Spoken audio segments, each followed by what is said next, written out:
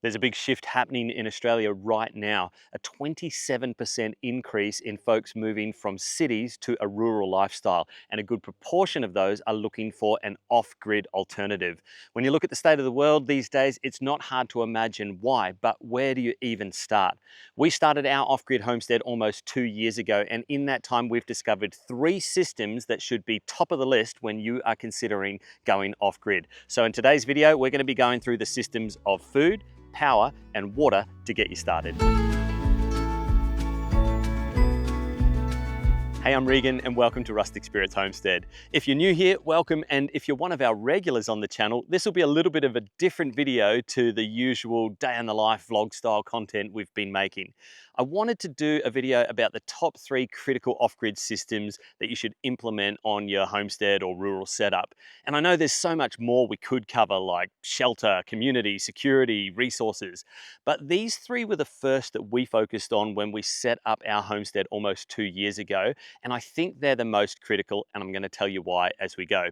Whether you're new here or you are a regular on our channel and you're not yet subscribed, go ahead and hit that subscribe button now. But let me let you in on a little YouTube secret. Do you know that YouTube doesn't really care about subscribers anymore? It definitely helps our channel out and it helps us to grow and attract sponsorships and all that sort of thing. But really, I want to let you in on a secret that's going to help you manipulate the YouTube algorithm. YouTube looks at things called interaction metrics, and that means things like likes and comments. So if you want to tell the YouTube algorithm what kinds of content you're into, don't just subscribe to a channel. They don't pay much attention to that anymore. But if you comment or like on a particular video, they're going to look for more content like that to serve up to you. So leave us a like or a comment if you want to see more videos like this. It helps us out, but it's going to help you out as well. All right, the first system I want to go and check out with you is our power system, and that is off-grid power. And in our particular case, that's off-grid solar. So it should be kind of self-explanatory why I've included power in the top 3 off-grid systems you want to consider. But when most people think about off-grid, they mean off the electricity grid. And I know off-grid can encompass other aspects of health and education and food and other systems or being off-grid, but power is going to be one of the most significant systems you implement. Not only is it going to save you a ton of money in the long run, but it's going to make you less dependent on those energy monopolies and allow you to take control and responsibility for a large aspect of off-grid and rural living. So I'm not going to go into a ton of detail about how to do off-grid solar. And in fact, I have to be quite careful because they've changed a lot of the rules and regulations on this even since we set ours up.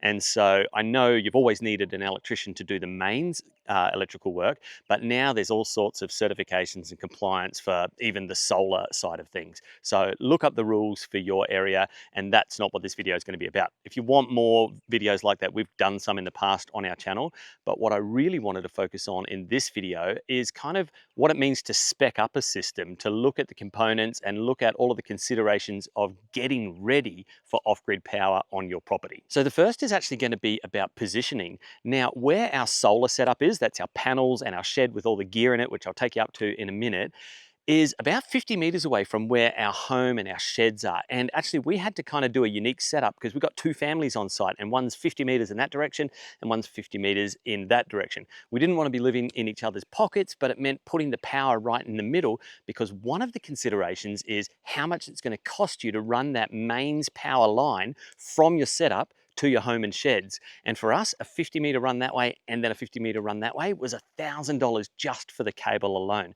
So considering where your solar panels are going to go in terms of getting the best sun, and then considering where your home's going to go in terms of, you know, your best outlook and warmth and view and all of those considerations, you shouldn't be thinking about skimping on either of those. You want your home to be in the best position, but you also want to capture the most amount of solar energy. I only mention that because you're also going to want to spec up for that mains electrical run. Now, considering positioning, let me take you up to the shed and show you what we started with, what we've upgraded to, and what our future plans for housing all of these components are going to be.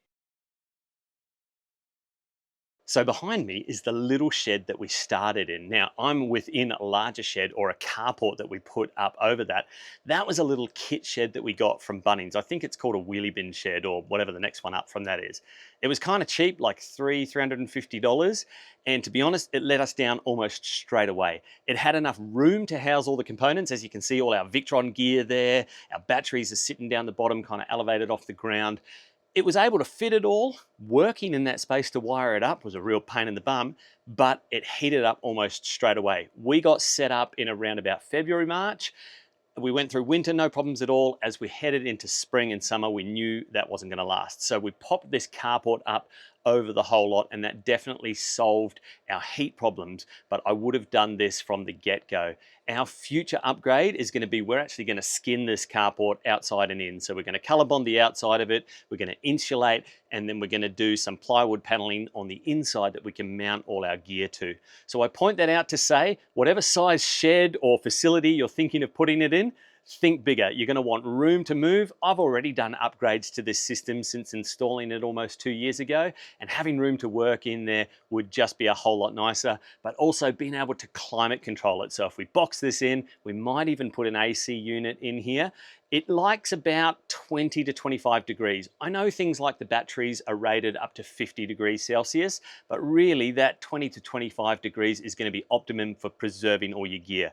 You do need to think about vermin proofing though. And so we have vermin proofed that shed. We've kind of caulked up every gap with like gap filler, expander foam. We've added fly screen mesh in places, because I don't know if you saw, we've done a video where a frog crawled into one of our components and cost us $2,000 when it shorted it out. Yeah, the frog didn't live, spoiler alert. But that taught us a really hard lesson on vermin proofing as well. So whatever we do to this space, we're not only going to want to climate control, we're going to want to vermin proof as well. Now, let's talk about some of the components. In terms of speccing up for your off-grid solar power system, always go more than you think. And I'm pretty happy with a lot of the decisions we made when it came to the components, but the one area we made a mistake in, that everybody does, is batteries. I thought 20 kilowatt hours worth of storage was going to be plenty. So we went with a 48 volt system, and we went with 200 amp hour 24 volt batteries. Well, they're 25.6 volts, but anyway. 24 volts means you've got to stack two together to get to your 48 volts, and then 200 amp hours, we went with two sets of two, so that gives us 400 amp hours. And if you do the simple maths, we'll round up to 50 volts. 400 times 50 gives you 20,000, or 20 kilowatt hours. And when we kind of calculated out all of our usage, we were pretty on the money, but what we didn't account for was a couple of the kids moving back home. Like I already said, we've got 2 families on site, so I think if it was just 4 or 5 of us, that would have been fine, but now there's 7 of us. We're probably a little bit under what we need in terms of battery storage. That just means we can really only go about 1 day, or almost 1 day, without needing supplementary power in the form of a generator.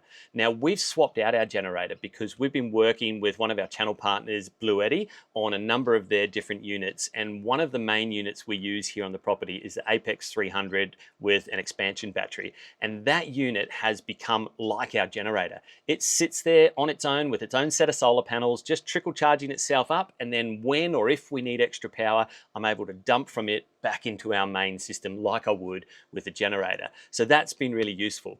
Hey, if you're thinking about buying Bluetti gear, there's a number of discount codes, and I'll leave them in the description down below. They don't always work, but try them out. But if you use our link, that helps our channel out. So if you were thinking of buying Bluetti stuff anyway, use our link. I know a number of people have, and some of you guys have been able to get discounts that way as well. All right, so batteries, I just wish we'd gone with 600 amp hours, so another 2 batteries. Now, at the time, those batteries were $2,000 each, or just under. So we spent almost $8,000 on 4 batteries. Now, I can get those batteries for around about $1,500, $1,600. So it'd be probably about another $3,000 to upgrade. But like I said, with some of the Bluetti gear that we're integrating into our system, we may not actually have to do that. All right, the 2 bits of gear that we did overspec on, and I'm so glad that we did, were our inverter and our solar charge controller. So we worked out that our max power load at any one moment in time was going to be no more than about 3 or 4 kVA. And so we went with a 10 kVA inverter. So kVA and kilowatts are kind of closely aligned. You can think of that in terms of kilowatts. And in fact, the system measures the output in terms of kilowatts. So I've never seen our system go more than about 4, 4.5. And that's everybody with pumps on, showers on, heaters, everything running all at once. But we basically decided to double that. And that means that if we decide to put a big shed on or a sawmill or something really large, welders, then it's going to be able to handle the increased load. And the second thing, and I got talked into this, and I'm glad we did, was our MPPT, or our solar charge controller.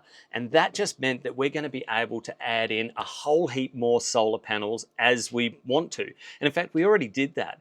I started with just 20 cheap secondhand 190 watt solar panels. I've since doubled that to 40. And most of our solar panels, this is where you can afford to skimp a little bit, I've got for free or next to free.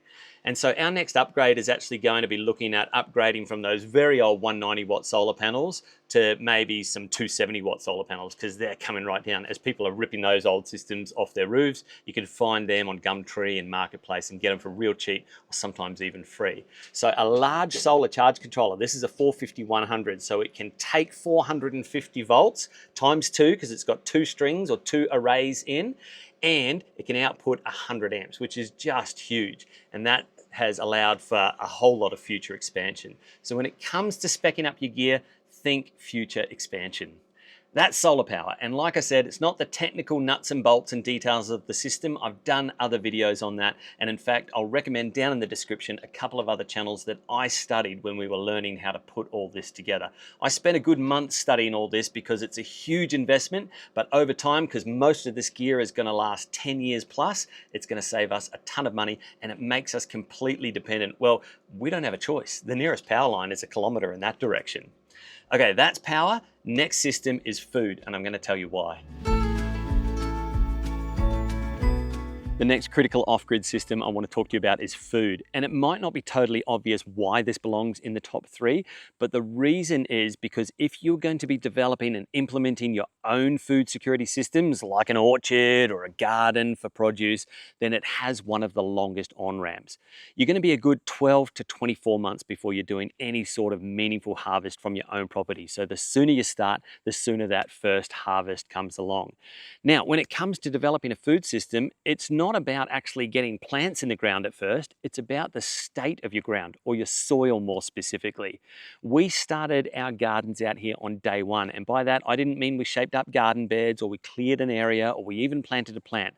No, the first thing we did was compost. I've done a few videos on compost so far, but it's one of the best ways to improve and increase your soil's productivity and overall nutrition for the life of your plants. So that just literally means gathering up as much natural resources, green waste, all of that sort of stuff, and beginning the process of composting. And again, look into some of those videos we've done on that. Now, the first and steepest learning curve that you're going to encounter when it comes to growing and taking control of your own food security systems is what you can grow versus what you like to eat. And you might have to change your diet.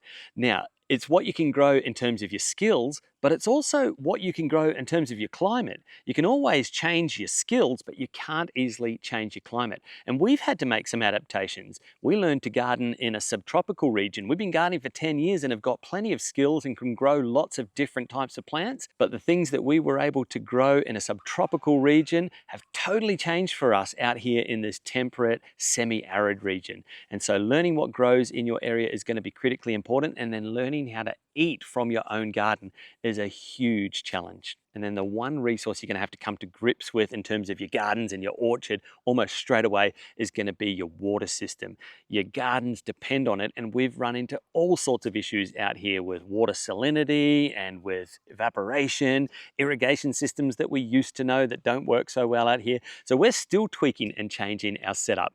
But speaking of water, I want to take you up to our water storage tanks and talk to you about the third most critical system on an off-grid property. Hey, while we're heading up to the water tanks, let me tell you about our email list. Over the last few weeks, we've been collecting names and email addresses because we've been getting ready to start an email newsletter, but we've been waiting for our podcast to go on break. Well, that's happened. We're on a break from the podcast for a couple of months now, and our very first email is due to come out in the next few days. So if you haven't had a chance yet already, there's going to be heaps more content and information that goes in that email newsletter than what we share here on YouTube. So code on the screen, link down in the description, jump on that and we'll include you.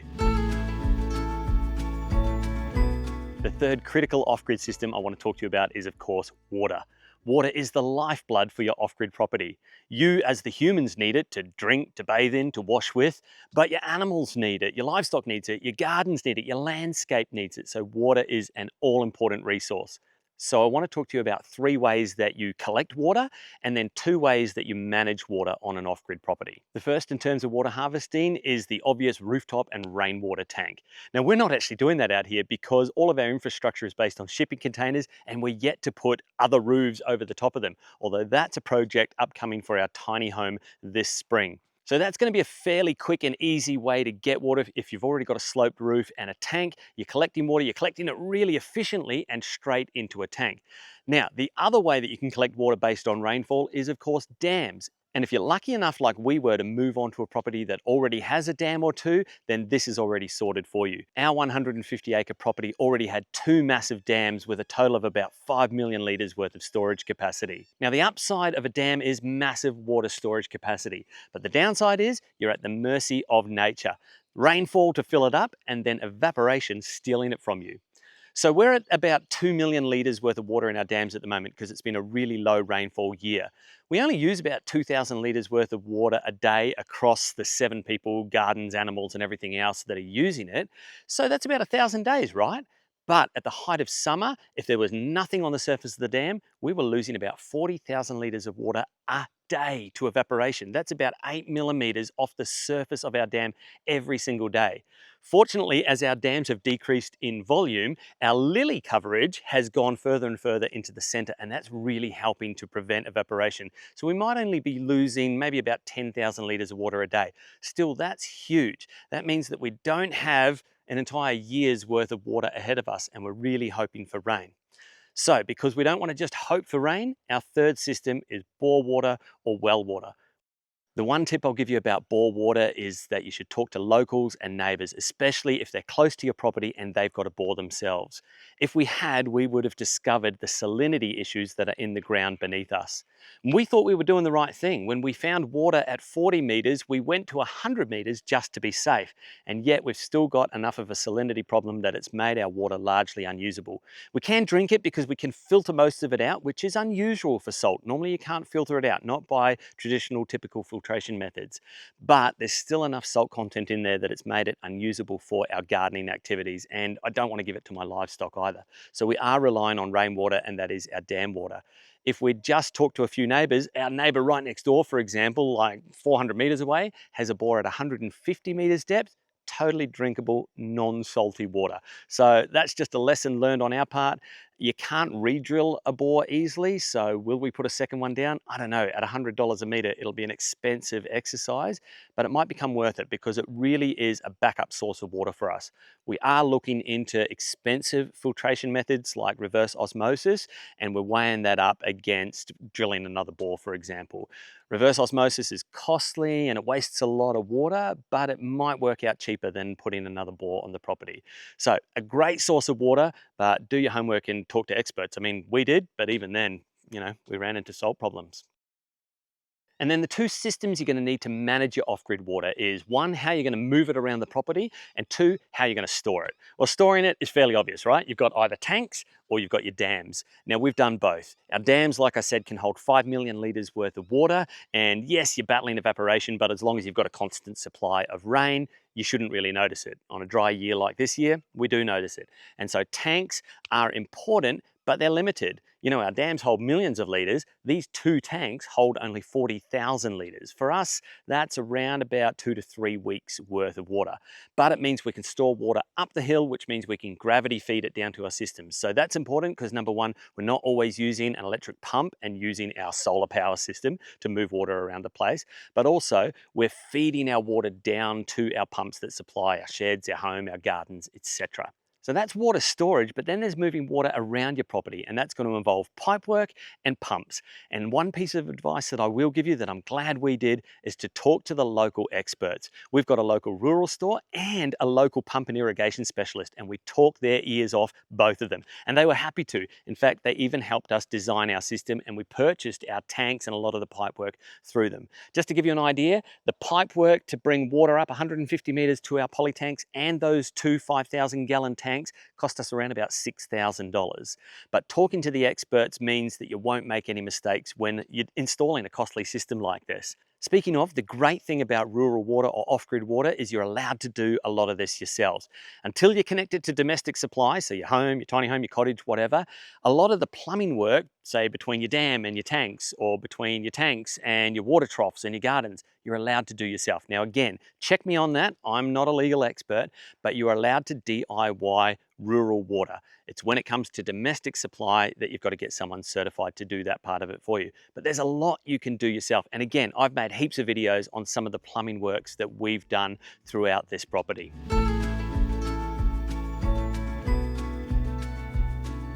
Hey, I hope you got something out of this video. I know it was very high level and we only just touched on a couple of topics, but if you want to see more of our homestead and what we implemented in our first year of homesteading out here, then check out this video right here. Otherwise, if you've seen that one, YouTube reckons you're going to like that video there. Don't forget to subscribe to our email list and we'll see you again on the next video.